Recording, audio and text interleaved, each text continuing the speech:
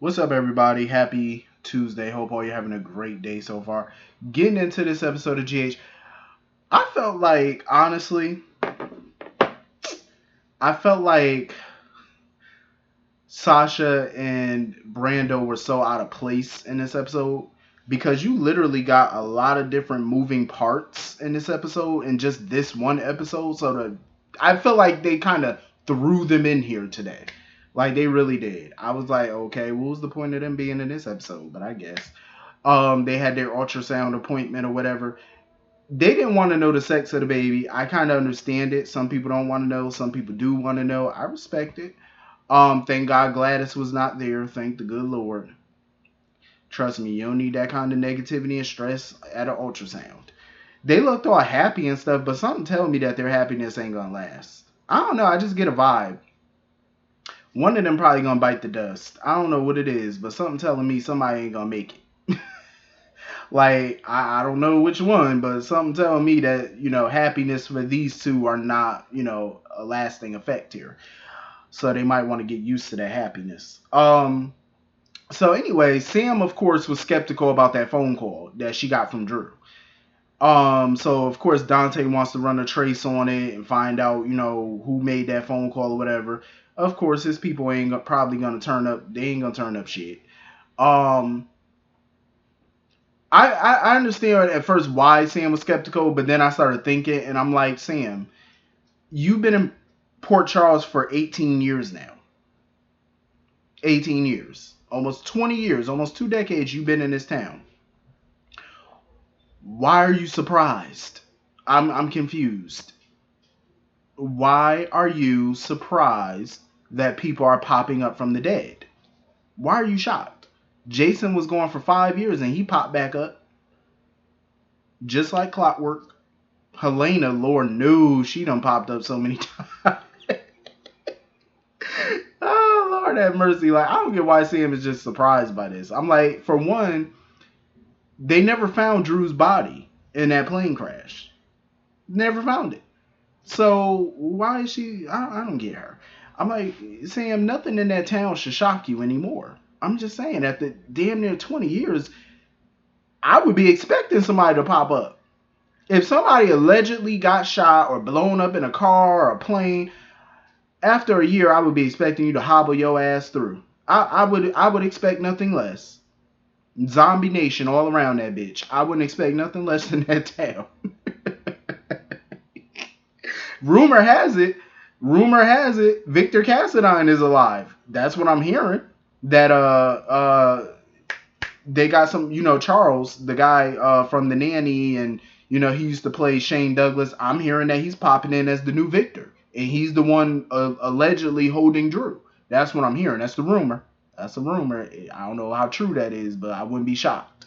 And mind you, we saw Liso Obrecht shoot Victor, and he died. We saw that. I'm not surprised when people pop up. So Sam, it's like, what are you so shocked about?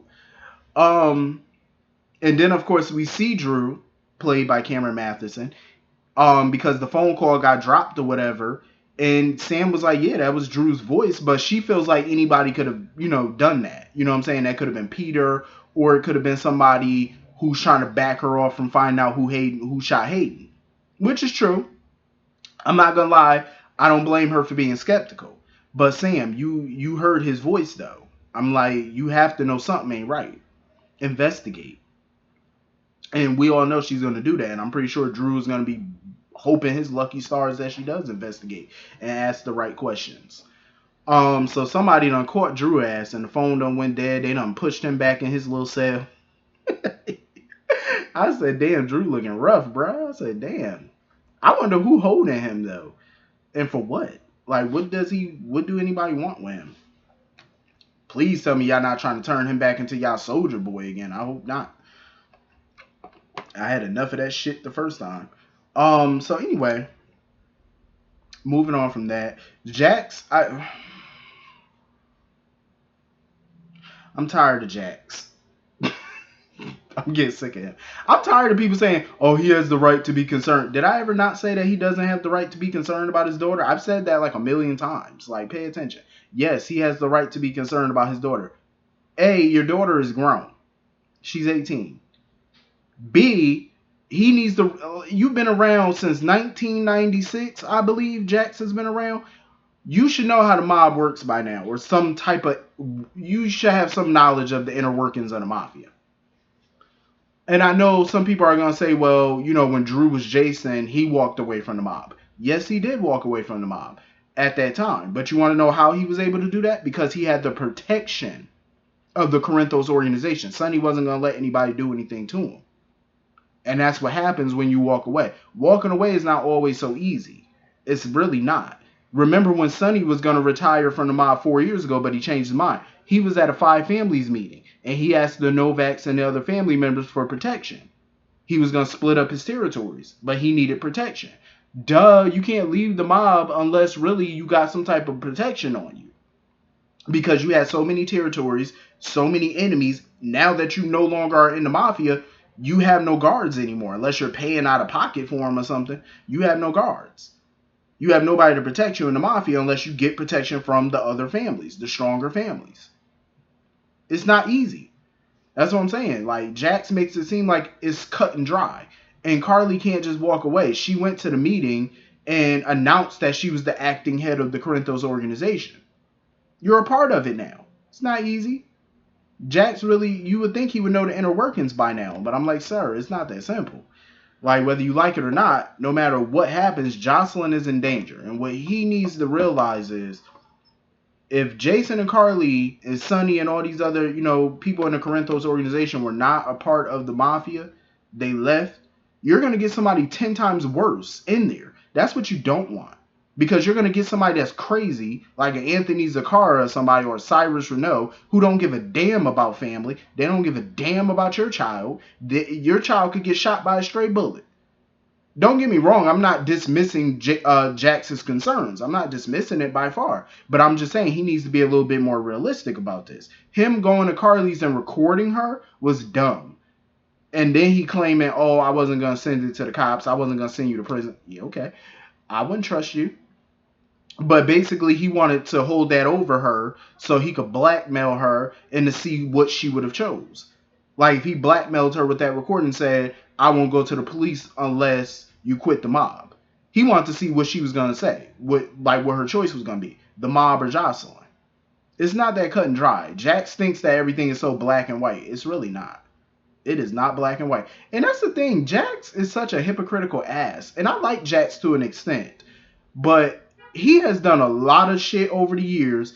And I remember when he knew Claudia was the one who ordered the hit on Sunday that got Michael shot. He never went to Carly and told her. And you know what his excuse was? Oh, I was protecting you.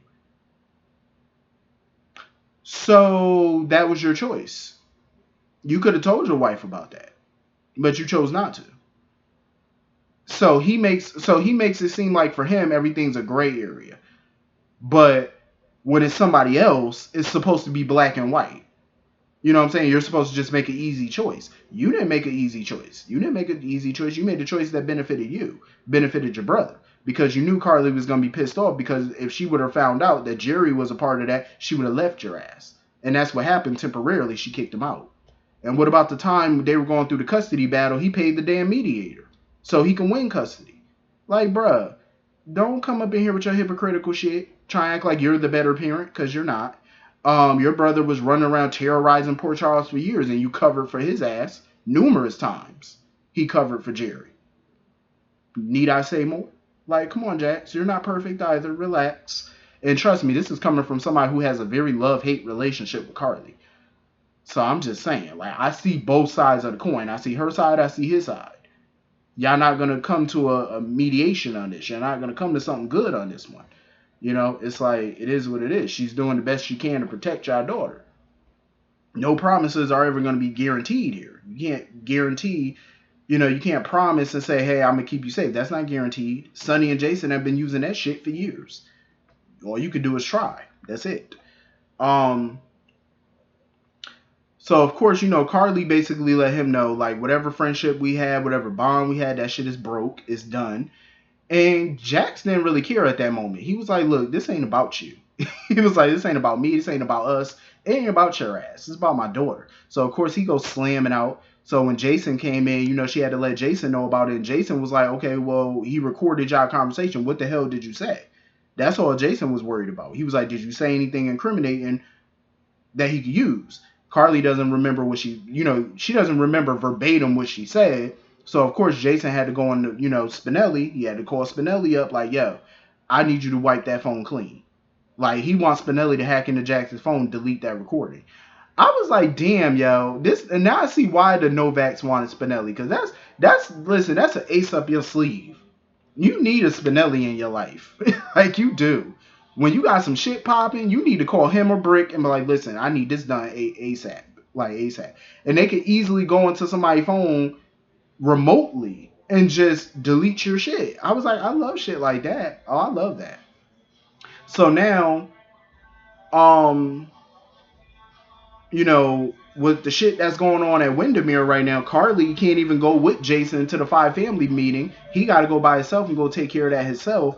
My whole thing is, why can't the bodyguard Tony? Why he can't just drive Jocelyn back home? Why Carly got to come all the way out there to come get her?